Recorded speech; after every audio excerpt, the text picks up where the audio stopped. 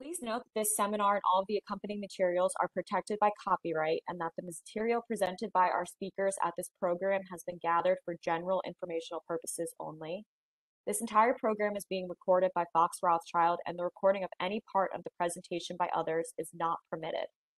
You can submit questions during the presentation by utilizing the question and answer tab in your WebEx screen, and our presenters will do their best to answer as time allows.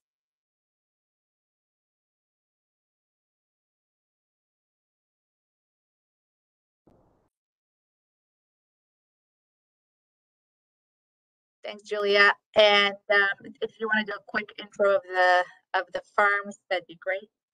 Yes. I'm so sorry, my computer is having a bit of difficulty today. Fox Rothschild is a U.S. law firm with 950 attorneys in more than 70 practice areas. We service our clients through 28 offices located across the U.S. Fox's knowledgeable international team works with U.S. companies doing business abroad, as well as foreign companies investing and doing business in the U.S. to reduce regulatory exposure and maximize cross-border return on investment. We are here today with partner and co-chair of Fox's international trade practice, Benny, as well as Elizabeth, an associate in the international trade practice. We are pleased and delighted to be delivering this joint webinar with Stevenson Harwood, LLP, a full-service international law firm, which has a talented team of FDI experts across its offices in the UK, Europe, Asia, and the Middle East that regularly advises clients on how to navigate FDI regimes across the world. In particular, we are excited to hear their views as to how the new investment screening regimen introduced in the UK this year, the NSIA, compares to CFIUS in the US, and how prospective investors should approach this new legislation. We have two of Stevenson FDI's experts joining us today. Firstly, Marta Isabel Garcia, who is a partner, and Will Spence, who is an associate in Stephen Harwood's competition and FDI team in London. I will now pass it off to our presenters. Thank you. Good morning, everybody. Thanks for joining us. I know that we have participants from a large number of different industries and also from quite literally around the world. So thank you for joining us. We look forward to giving you some background on the US and UK foreign investment restrictions, but we also certainly look forward to continuing the discussion with you offline after the seminar as well. We've seen more and more countries around the world adopt foreign direct investment rules that restrict foreign investment in the particular country's business. Why is that? It's to protect national security. But what is national security? Well, in 1940, Winston Churchill defined national security by famously stating that we shall fight on the beaches, we shall fight on the hills, we shall never surrender. We have a lot of UK in the audience, so I had to use a Churchill quote. In 2022, the US FBI director presented on the top 5 greatest threats to the US. And in his report, he said that supply chain vulnerabilities and cyber attacks pose one of the gravest threats to US national security and economy. He noted that hostile nations are estimated to steal about $600 billion worth of technology and economic secrets every year. So clearly the threats of today and tomorrow are very different from the ones that we've faced in the past. And countries around the world have put in place regimes in order to protect their key assets, key infrastructure, technology, and sensitive personal data that might be accessed or acquired by potentially hostile third parties without proper security review by the government.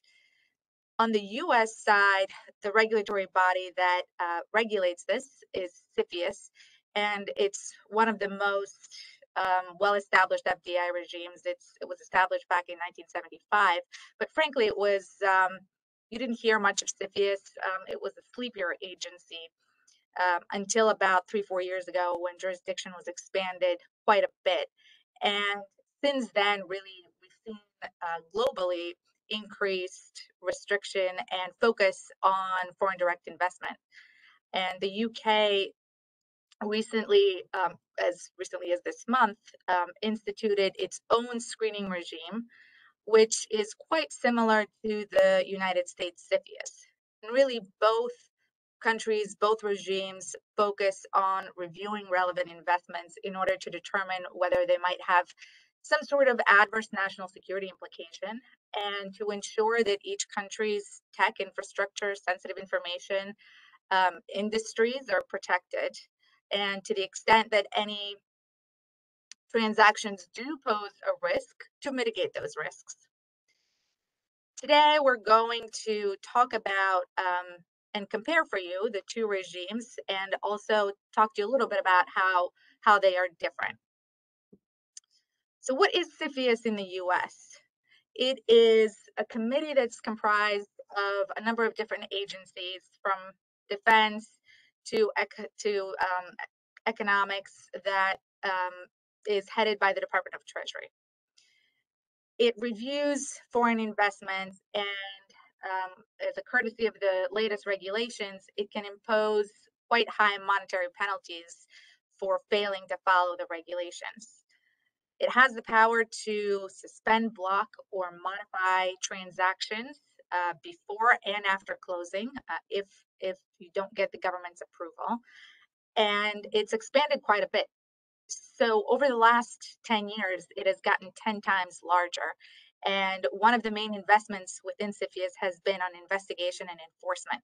And what that means is that the government is spending a lot more money and effort in reviewing transactions that have closed that did not get approval and maybe should have, and knocking on the doors of those companies to potentially mitigate risks after the closing.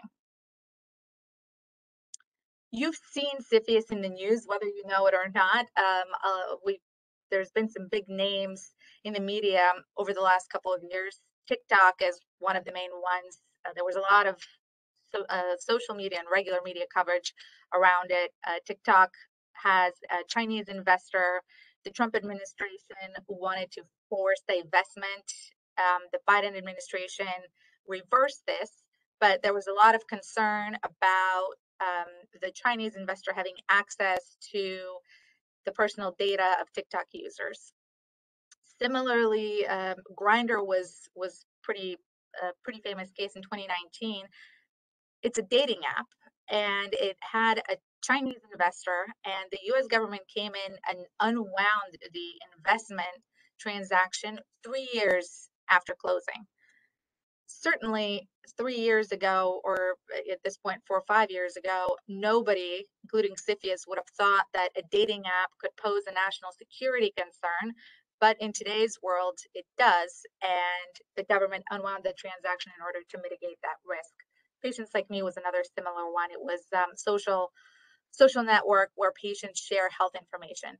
But what the common thread is among these three is that all of them involve the data of US citizens, potentially very sensitive data that's shared on TikTok and a dating app, and that falling in the wrong hands and potentially being used for hostile purposes.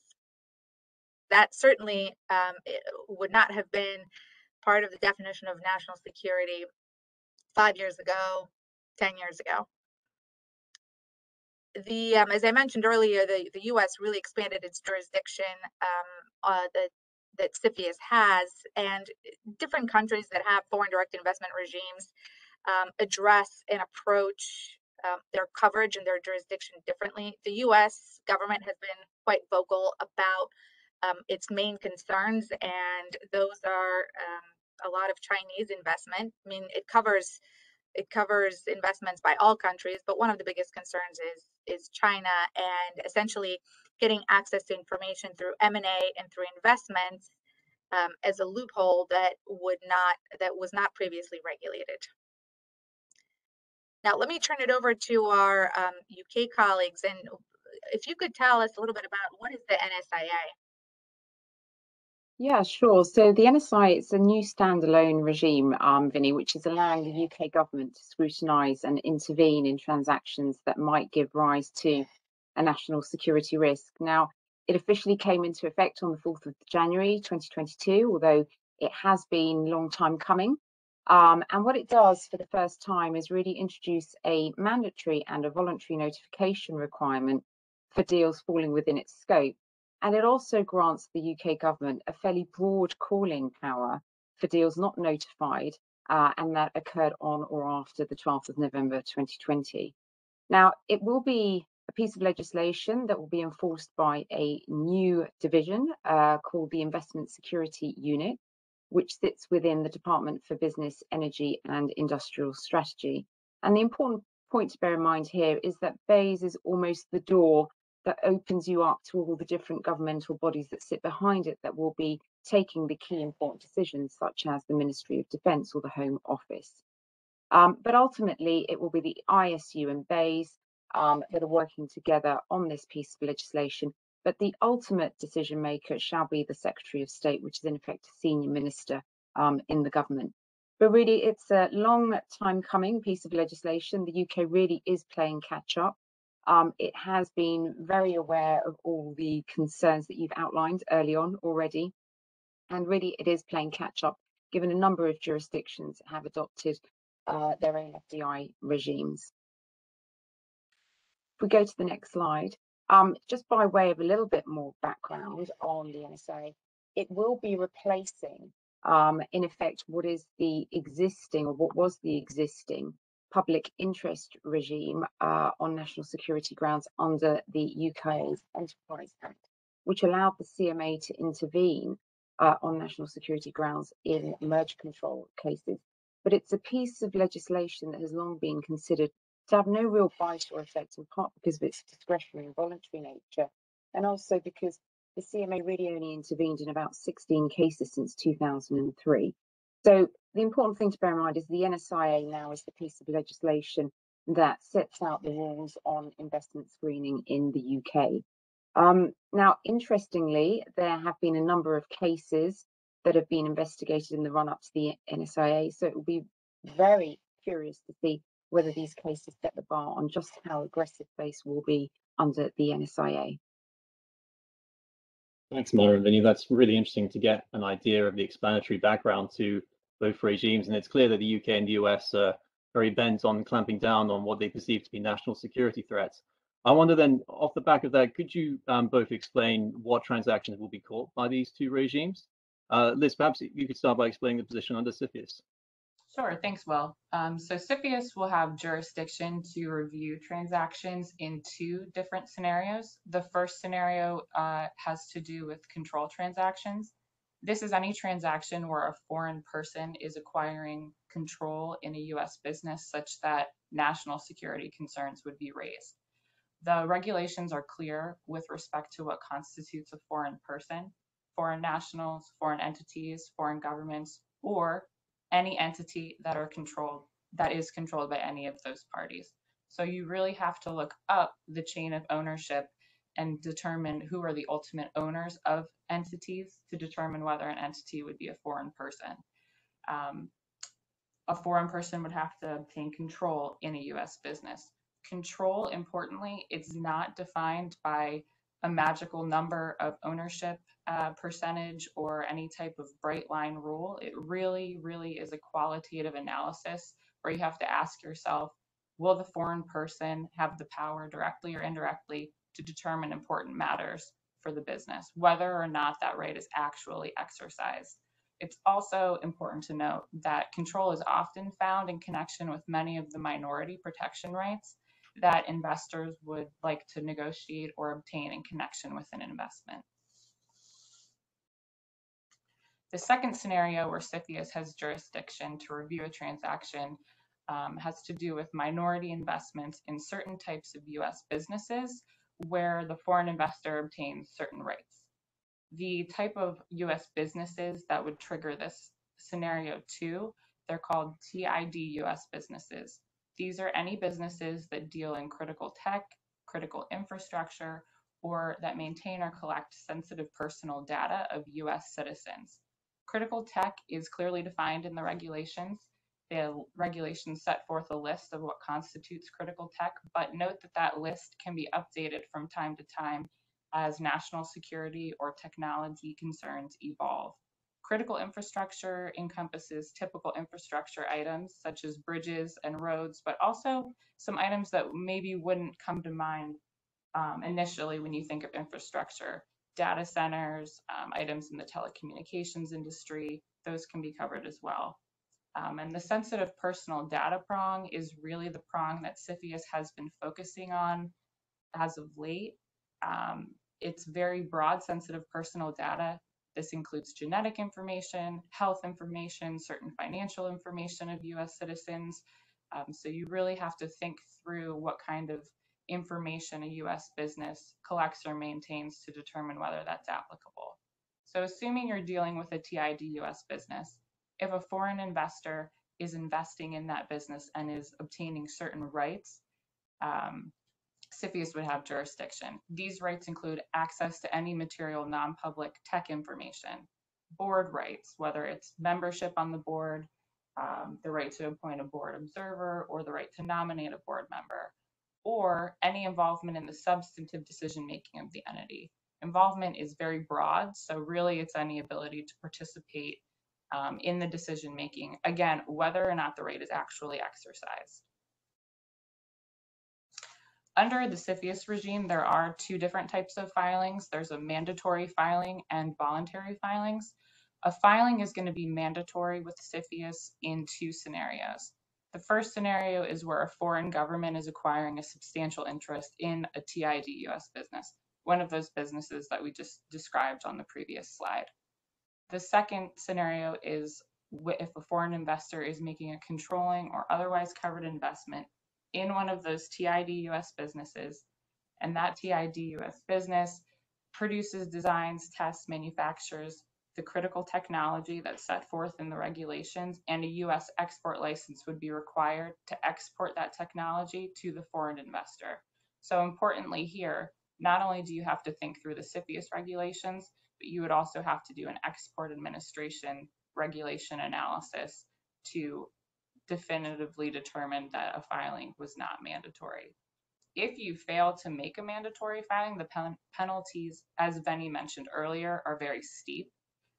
The monetary penalties include fines of $250,000 or the greater of the transaction value. So certainly many transactions are above $250,000. So the price for failing to comply could be very steep. If you're not subject to a mandatory filing under CFIUS, but CFIUS has jurisdiction to review the transaction, that your filing obligation would be voluntary. However, if it's a close case at all, we err on the side of caution and make the voluntary filing because of the steep fines that can be assessed against you if you fail to file. So Marta, is there a similar mandatory and voluntary filing obligation structure under the NSIA? Yes, Liz, there are. The NSIA has introduced a mandatory and a voluntary notification regime. If we take the mandatory notification regime first, it is a mandatory and suspensory regime, which means that parties need to get BESA's approval prior to closure. And there are three key conditions really that must be met to fall within its scope. Firstly, there must be a trigger event. And what this means is there has to be an acquisition of control by a party over shares or voting rights in a qualifying entity, more than 25%, 50%, or to 75% or more, or voting rights that allow the acquirer to enable or prevent the passage of any class of resolution governing the affairs of the entity being acquired. So we have quite prescriptive thresholds compared to CFIUS. Second, the deal or the target, the qualifying entity, must be involved in one of 17 sensitive sectors, and we'll cover those in the next slide, or the slide you've moved to now. But thirdly and importantly, when we are talking about the mandatory regime, you must be acquiring shares in an entity that carries on activities in the UK. And we'll cover this because it's got quite a broad scope. But if we turn now to the 17 key sectors, you'll see here that the government has identified quite a few. These are ones they consider could give rise to a national security risk. It captures those sectors that you would ordinarily expect to see, such as defence, military or dual use technology, satellite and space technologies. But like many other jurisdictions around the world, they have elaborated and added other key sectors that are likely to raise a national security concern. And while these 17 sectors at first glance might seem quite overwhelming for clients and parties needing to look at this new piece of legislation, what the government has done is it has tried to clearly define the boundaries of these sectors. So we do have extensive definitions which are included in certain regulations and guidance which have been published to help the parties. But saying that, the reality still is that the sector definitions are still quite complex and still quite technical. And so it will be important for parties to assess carefully whether or not the target business that's being acquired or the assets in effect fall within the scope. And in particular, similar to what Liz has identified, if you don't apply the criteria correctly and you end up actually triggering a mandatory but fail to make that filing, the consequences again can be quite significant. And in the UK, under the NSIA, the transaction can be classified as null and void automatically. Fines of up to 5% of a company's global turnover or 10 million, whichever is the higher, can be imposed also. But in particular, individual criminal sanctions can be applied to directors and individuals, anything say up to 5 years imprisonment. So the consequences for failure to notify or obtaining that approval without getting that clearance can be quite severe. Now, if we move now to the voluntary regime, again, here, this captures in effect any transaction in any sector that isn't caught under these 17 sectors.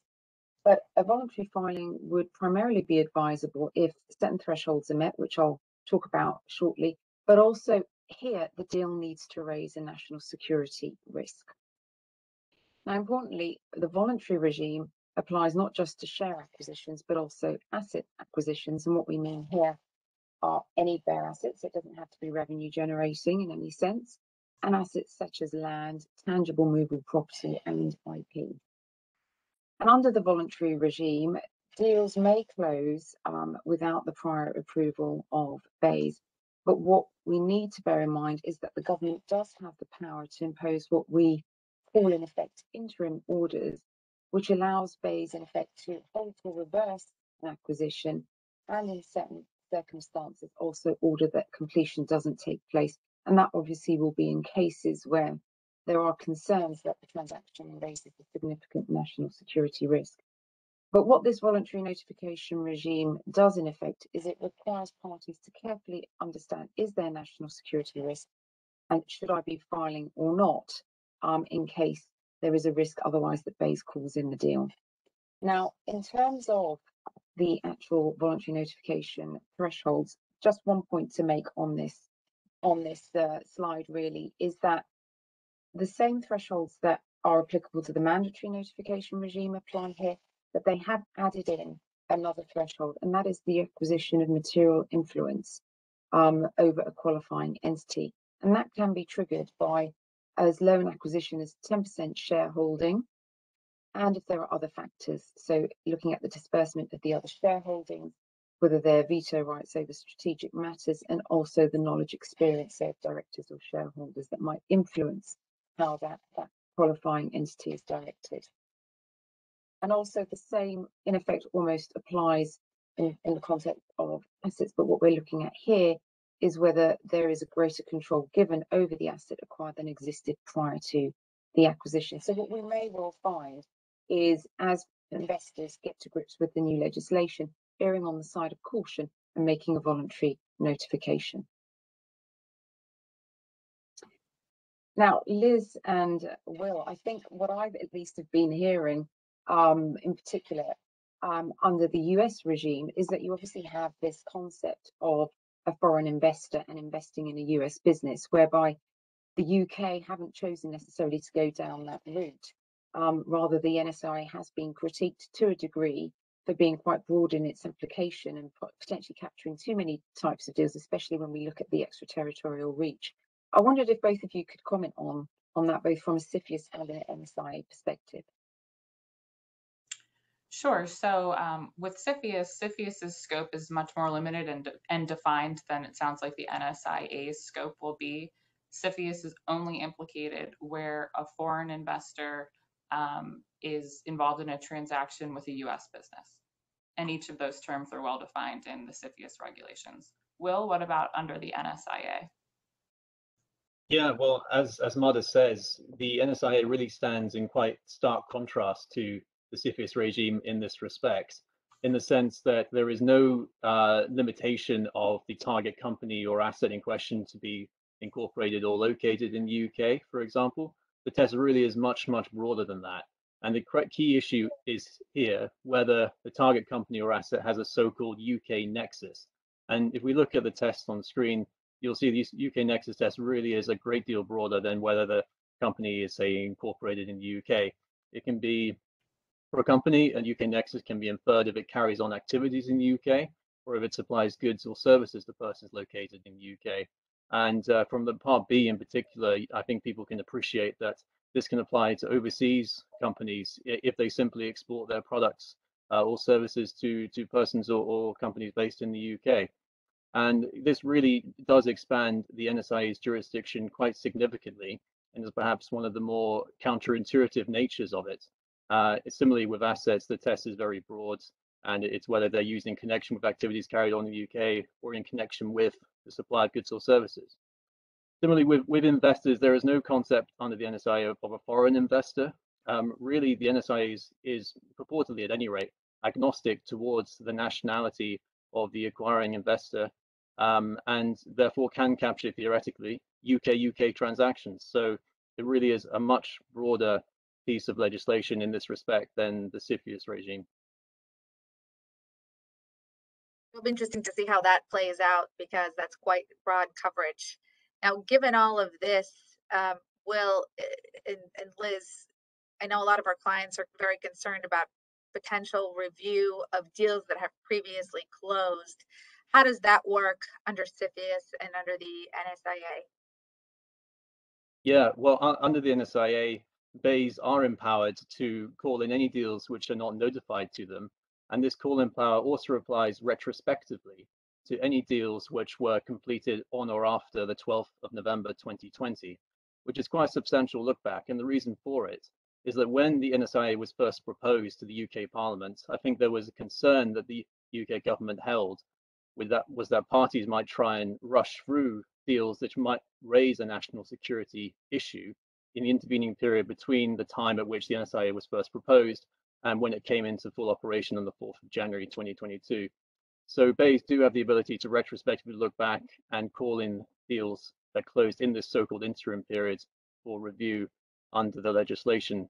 And important for parties to understand that the limitation period for exercising this power is very substantial.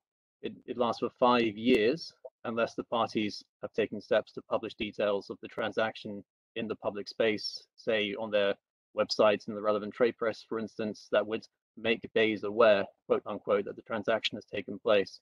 So yeah, it's a very broad retrospective power that BEIs have been empowered with on the UK side. On the CFIUS side, CFIUS also has the ability to review transactions retrospectively as far back as 1988, actually. But importantly, the retrospective power only comes into play if you don't make a filing. So especially in connection with the increased tendency of CFIUS to retrospectively review and even unwind transactions, some of them, Benny, you mentioned earlier in the presentation. For that reason, you're seeing more and more people choose to make the voluntary filings so they don't have to worry about the retrospective power going forward. So I'm wondering which types of deals under each regime are particularly problematic? Which types of deals are viewed as giving rise to the greatest national security risk? Liz, it's as I mentioned at the beginning, national security risk really changes, and both regimes for this purpose, and really regimes around the world, we've seen a trend in this, don't define national security. And that's with the specific purpose to allow the regulator the flexibility to evolve as national security evolves with advancement of technology, geopolitical concerns, and just the climate at any current point. But for the most part, there are underlying policies that are common to both regimes. One is a country of special concern. I know that the NSIA is certainly more agnostic than the US. The US is targeting any country that has the goal of acquiring any type of critical tech or critical infrastructure that would affect the US national security. The US government is certainly very concerned about a foreign government, not necessarily one that is hostile, but just really any foreign country acquiring any one type of critical tech, infrastructure, energy assets. Given the pattern of recent acquisitions, if you have a German company that's coming in and acquiring all of the mining assets of the US, that would be a concern, even though Germany is an ally. But another is just that overall control of certain industries and commercial activity that would affect U.S. capability of meeting its national security requirements. As a recent example, we had a transaction where a part for an aircraft was being manufactured, and because that part really goes into military aircrafts, that was a concern, because you don't necessarily want to have a foreign country controlling a product that could affect U.S. military capabilities. Foreign parties' non-compliance with U.S. law is always a big red flag. So if you have a foreign investor that has failed to comply with U.S. law, CFIUS would look down on that very much, because if they haven't complied once, they're likely not to comply again.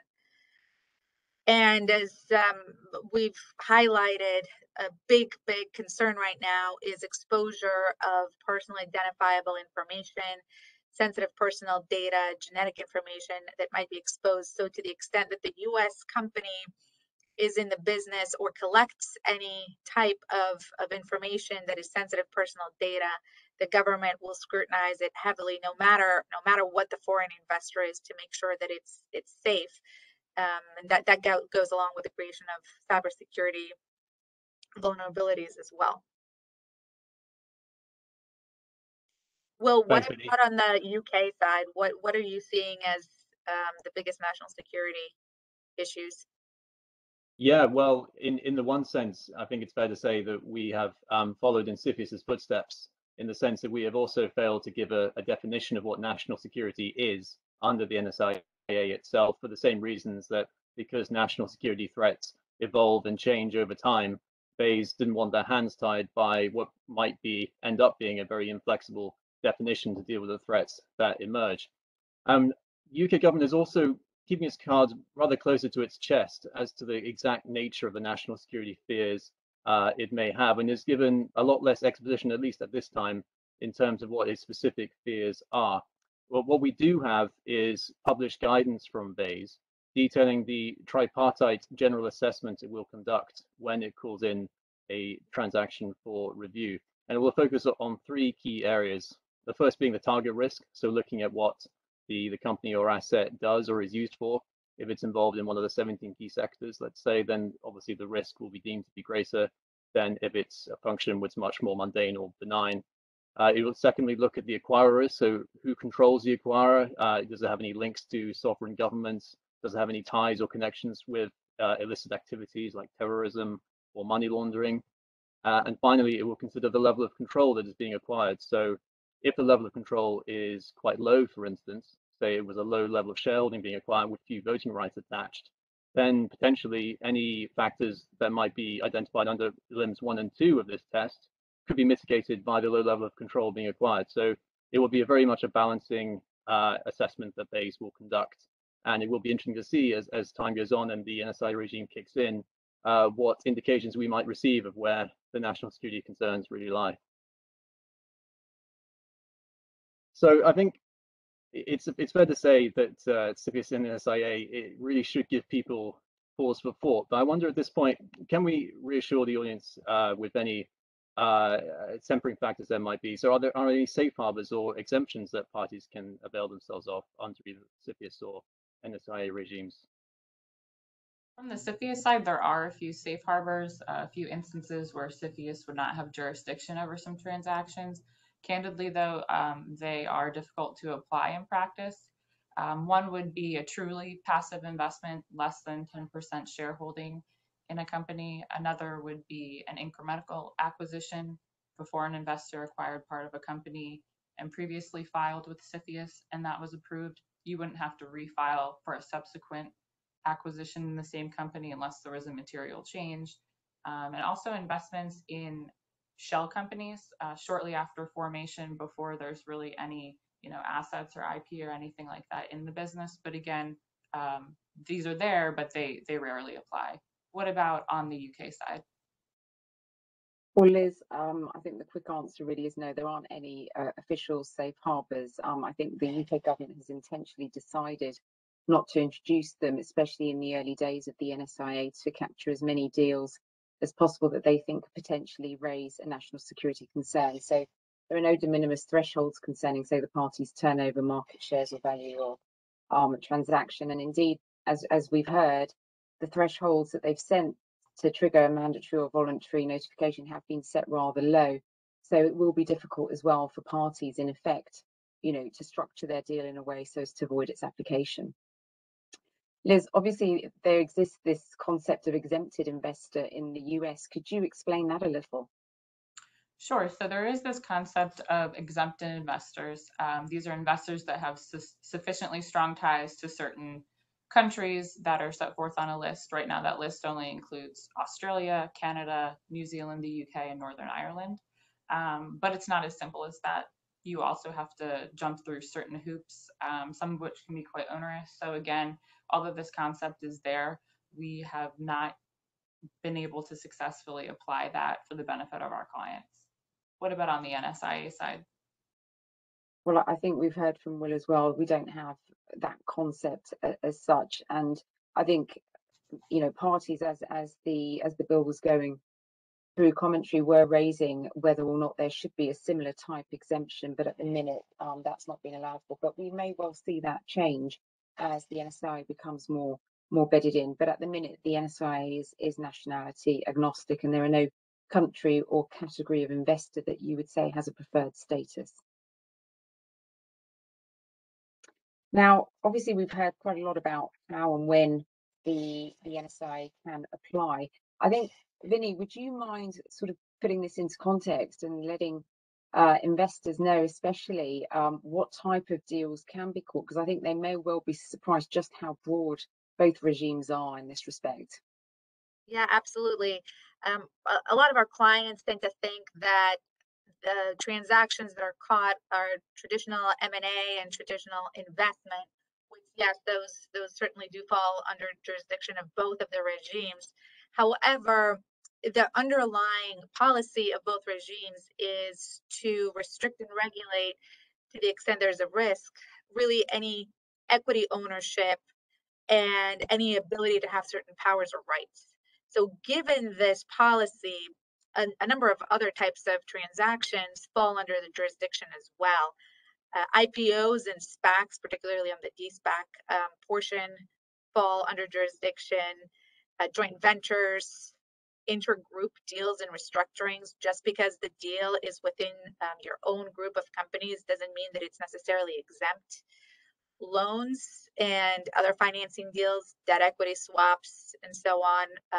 Contingent equity is also deemed to be equity because really the foreign investor, once the documents are signed, once certain thresholds are met, the foreign investor could have the rights set forth in the contingent deal. So those fall under jurisdiction.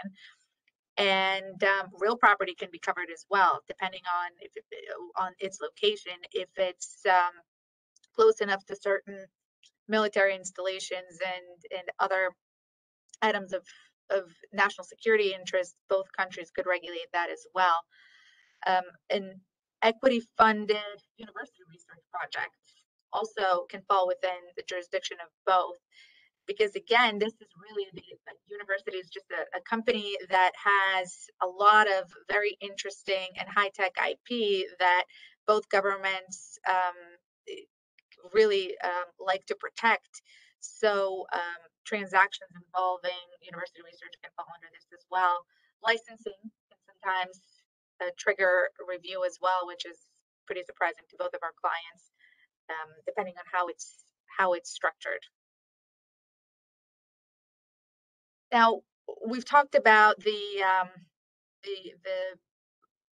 triggers and the various policies, but what about the actual clearance process? How long does it take to get a clearance? On the CFIUS side, as an initial step, the company and the investor are going to work together, file a joint filing. You can't do that until the terms of the deal are complete. Deal docs don't necessarily need to be signed, but the terms do need to be final. And if you file a short form declaration, the review period for that is 30 days. However, you could get kicked to the full-blown notice filing process, or if you file a notice filing from the start, the timeline will run about 75 to 130 days, depending on what CFIUS's reaction is to the filing. What about how about on the UK side? Yeah, so on the UK side, BEIS's review process is split into two phases: an initial review period of 30 working days and an in-depth assessment period that will last for a further 30 working days and an additional 45 working days on top of that if BEIS deems it to be necessary. It's worth emphasizing that BEIS have stated a number of times that they expect the majority of transactions to be cleared at the initial review period stage. So in that initial 30 working days, post receipt of the filing, and indeed we do hope that is the case, and that the process will not be too drawn out for deal parties in future. However, based on the potentially long time period, parties do need to factor this into account. And since a review period can last 105 working days or more, if they stop the clock on their assessment period when it issues, or in the event that it issues, any information notices or attendance notices requiring submission of evidence either in written responses or in testimonial declarations. So we hope the review period will be more swift than this, but time will tell. So what about the actual logistics of the filing then? So if the review periods are as we've just set out, what do parties need to know about the logistics of making a filing, and how many filings a year can we expect, at least under NSIA, or how many have there been to date under CFIUS? Sure. Well, under CFIUS, as Liz mentioned, we have two types of filings. The shorter filing was introduced a couple of years ago, which has been very helpful. That's really for lower risk transactions, and the government will come back to you in 30 days. There's no filing fee for that, but you do run the risk of getting a response that states you have filed, you've complied with the regulations, so you're not in breach. There's no monetary penalty. However, we didn't have enough time to review, so we reserve the right to come back and mitigate your transaction later. That's the downside of the short form declaration. The long form is reserved for more complicated deals, higher national security concerns, and it's the review period is 3-4 months. There's a filing fee associated with it. But the good thing about that is that when the government comes back, it's final, and you know that they will not mitigate risks after closing unless they tell you as part of the review process. How about on the NSIA side? Well, look, on the NSIA side, there is now a new online portal that has been set up as of the 4th of January, which parties are expected to use to submit any of their filings under the NSIA. And the government has published template notification forms and guidance on how to complete that to help parties as well through the process. In terms of the actual notification form, that requires fairly detailed disclosures regarding the transaction and the activities of the target, such as if it makes any supplies to the UK government. And on the acquirer side as well, it asks for a fair amount of detail on, say, whether there's any government shareholding ownership, whether there are any shareholders with a 5% stake or more, and their nationality. So that can be quite onerous on parties, and in particular for certain types of parties like maybe private equity funds. But what we don't have are short forms or any filing fees at the minute, similar to the CFIUS regime, but that may well change as the NSIA becomes more bedded in. I think one important feature, and as I think Will has already touched upon, is that the timeline will only start to run once the notification form is deemed complete. And that in effect almost introduces a pre-notification sort of process similar to what you find in merge control processes, and how long that will last we'll need to see, but it could be up to several weeks. But the one good thing that we are seeing working with the NSI and BEIS is that to date, the BEIS has been very responsive in providing informal guidance, although it is informal, and it has indicated quite clearly that even though we have the formal online portal system, they are still very happy to help with informal guidance for any parties that require any assistance. So it will be interesting to see how that develops. And I think in particular, if we turn to the next slide, because as you will see, the UK government has projected that it's going to be looking at quite a number of filings. It's identified maybe 1,800 annual filings per year, 97 of which will be reviewed in depth, and 13 which will be subject to remedies. And some say indeed that that is a very underestimated figure given just how broad the legislation has been drafted. So it will be interesting, we think, to see how BEIS manages the whole review process, especially in the early months, whether it will be inundated and there will be a backlog or not, because ultimately really trust in the regulator and the process will be very important. So it will be very interesting to see how this develops over the coming months in the first year of its operation. What's the position under CFIUS? Do you have the same level of notifications that are looked at on a yearly basis? No, so under CFIUS, we have fewer filings that are made than what is projected under the NSIA, but every year more and more parties are making filings because of the recent trend and increased scrutiny and enforcement of CFIUS in the past few years. Well, maybe now we could turn to what are the actual possible outcomes if you are caught by the NSI or CFIUS. Vinny, Will, could you comment on that? Sure. Under CFIUS, I think there's a misconception, especially given all of the media and all of the deals that have been unwound, but there's a misconception that most deals are going to be rejected, or that if your deal involves a Chinese investor, it's going to be rejected. That's really not the case. The large majority of deals are not any mitigating factors. And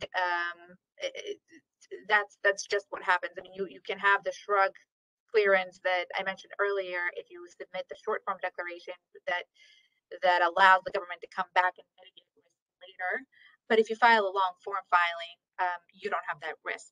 And frankly, they don't use it that often.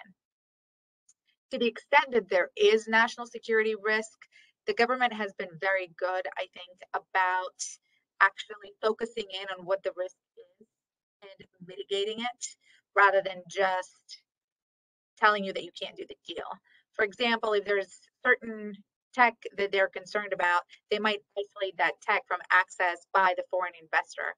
Or if they are concerned about a party that is on the management board of the foreign investor, for example, they might isolate that particular person from access of, say, technical information or U.S. personal data. But they'll enter into an agreement and it'll be negotiated. But they've been very good about focusing in on this. If the national security concern cannot be mitigated, then the president can block the transaction. It has happened a handful of times, and certainly has happened more over the last couple of years, but it's still quite rare. And as we've mentioned now a few times, but this has been featured by CFIUS over the last couple of years, that the president can unwind transactions after they close if a filing was not submitted before the closing. Will, how about on the NSIA? What are the possible outcomes there? Well, very similarly to CFIUS, BEIS have commensurate powers to CFIUS and indeed to the CMA in the UK under our merge control rules to clear deals unilaterally, of course, but also to clear them with the imposition of remedies or the elicit of commitments from the parties. So if there are national security risks that have been identified, BEIS might require the parties to submit to certain requirements in order for the transaction to proceed. So that might be ring fencing access to sensitive information, committing to maintain assets or employees or operations in the UK, etc. And I think if in the event that national security risks are identified, BEIS have been clear that they expect transactions to be cleared with remedies if that is the case. What they are capable of, though, as under CFIUS, is prohibiting and even unwinding deals where the national security concerns identified cannot be mitigated sufficiently by the imposition of remedies or commitments. And though this is anticipated to be rare, it will be interesting to see if and when we do get our first prohibition and potentially even an unwinding decision once the NSIA regime is fully bedded in. Also worth noting as well, whilst we're on the subject, that BEIS will have the ability to impose a wide range of hold separate and interim orders in the course of its review process to essentially prevent the parties taking any measures which would prejudice the ultimate outcome of their review whilst it's still ongoing. So to prevent the scrambling of the eggs, so to speak, if BEIS were to decide that the transaction needed to be prohibited in the worst case or cleared with remedies in a slightly more moderate scenario. And if we move on to the next slide, Vinny, I'll cover the UK position first in this respect. Very much BEIS are intending to conduct their reviews in so-called black box fashion, whereby the details and reasoning for taking a particular decision under the NSIA will not be published, and indeed it would be extremely difficult to challenge a decision made by BEIS, certainly not on substantive grounds. Parties can only challenge a NSIA decision if there is deemed to be some kind of procedural irregularity or impropriety on so-called judicial review grounds. So in other words, parties cannot contest the decision on the merits of whether BEIS were correct to identify a national security concern or not. And I believe that's very similar to the CFIUS position, Vinny, if that's right. Yeah, that's right. CFIUS decisions are basically final. They are confidential, just as you noted on the UK side, which is good because confidential information is not shared with the public unless the parties want to share it. But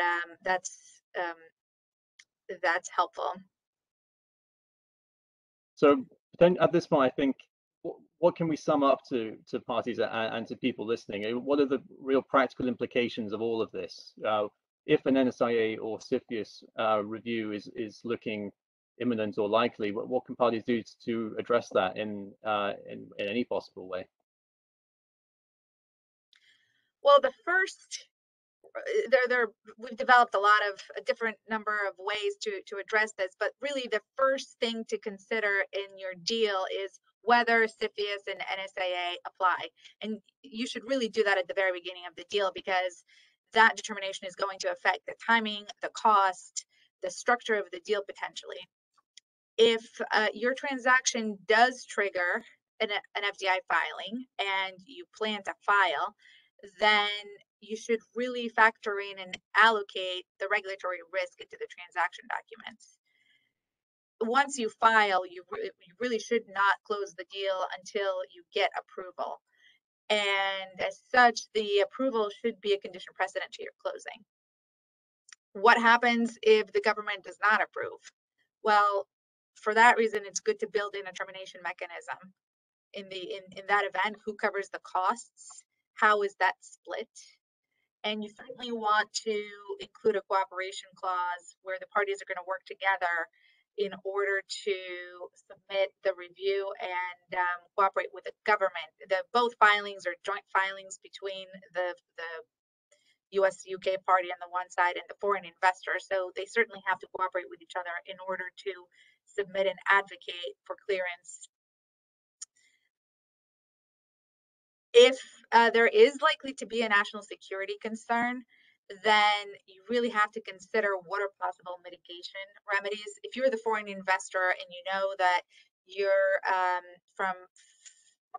you might have more scrutiny based on nationality or based on certain background of the company, and you're investing in a business that is covered with within one of the industries on the UK side or one of the more concerning critical tech, critical infrastructure on the US side, you certainly have to think about how what you're going to do if the government does provide certain mitigation factors.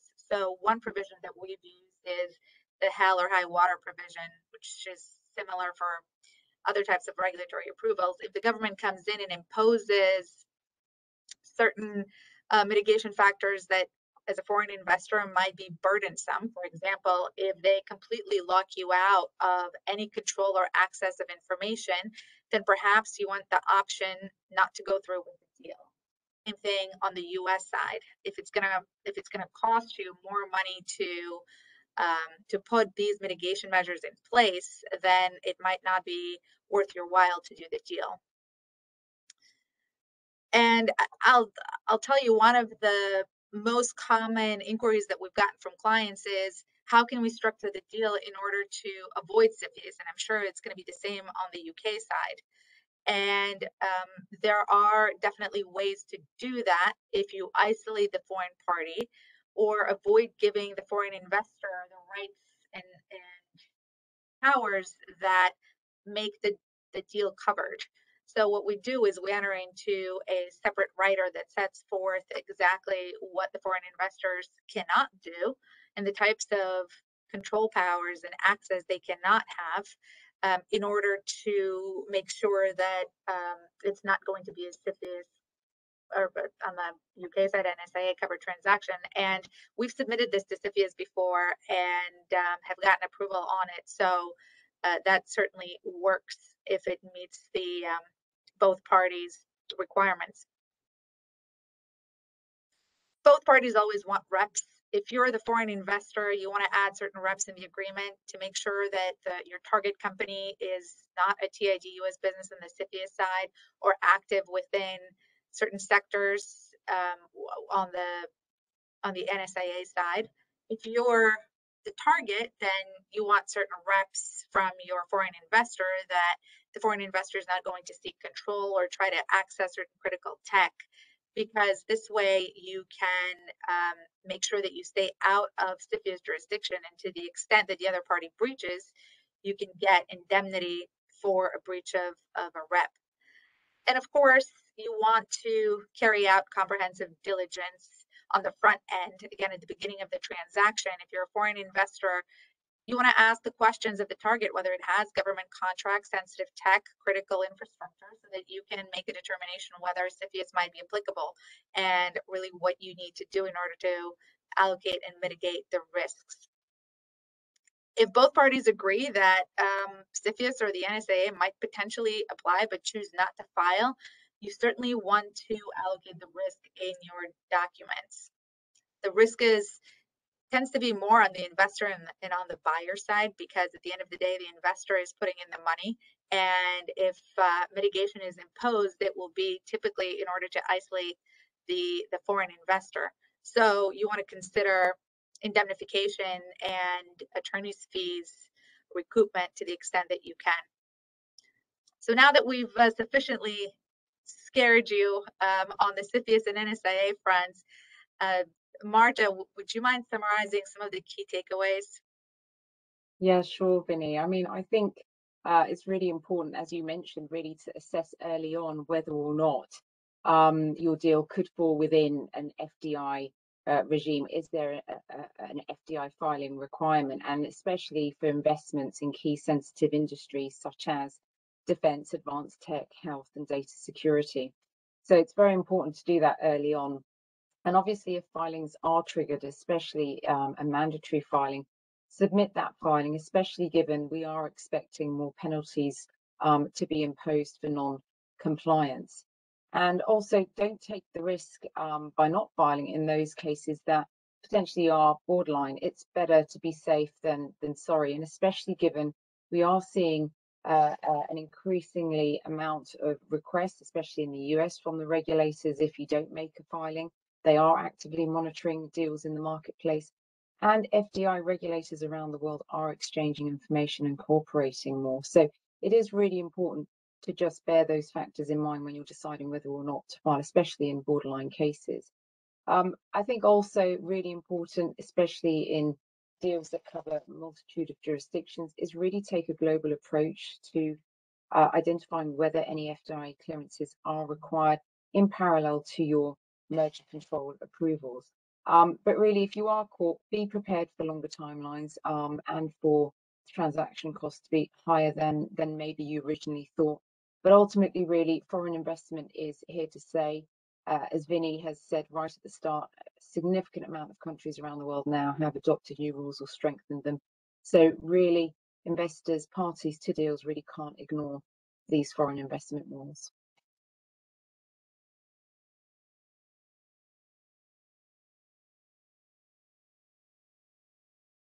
Vinny, I know that we're running out of time almost. I wondered, did you want to take any Q&As? Well, we do have a question actually that I think would be best placed for Vinny and or Liz. The question is, are there any reporting or regulatory requirements for a Delaware LLP, which has both US citizens with potential joint citizenship with the UK, that is a holding company which owns and invests in other companies around the world, say the UK or Germany? What's the position there? Well, on the US side, CFIUS has jurisdiction where a foreign investor is investing in a US business, right? So if here the investments are in other countries, that would not fall under CFIUS jurisdiction because we're not dealing with US targets. It could potentially fall under UK jurisdiction, but on the state side, the focus is on investment in US companies.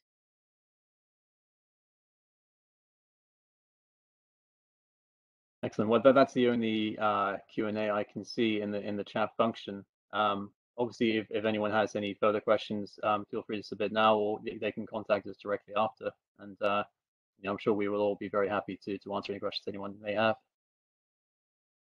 Yes, thank you everybody so much for attending. We will send around the slide deck and some key pieces of information to all of you after the presentation, but certainly these regulations are ever evolving. They change every year. I know, especially on the UK side, we're probably going to see a lot of tweaks. So we'll keep you posted as all of that occurs, but we're here. Feel free to call or email any of us, both in the US side and the UK side. We're more than happy to walk through any questions that you might have as you work on your various transactions. So thank you and have a great afternoon and evening. Thanks, everyone. Thank you. Bye-bye.